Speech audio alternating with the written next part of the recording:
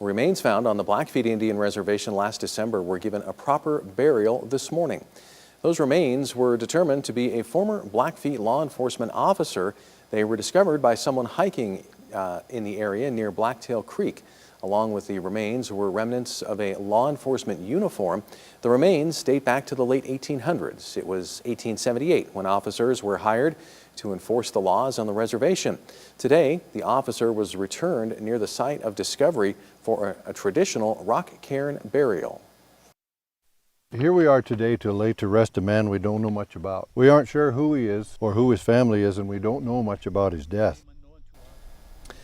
Blackfeet Tribal Homeland Security Director Robert DeRozier says the rock cairn burial was very common in the 1800s. The ceremony included a prayer and a eulogy, and it closed with each attendee placing a rock on the burial site. DeRozier says it's likely the remains belonged to a male who was about 6 feet tall.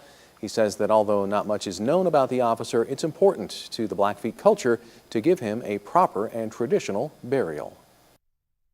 It's an unknown person, but there's obvious a lot of caring, a lot of concern, and the folks that showed up are very happy to show their respect. And the Blackfeet Nation is like one big family. We just embrace those sort of things.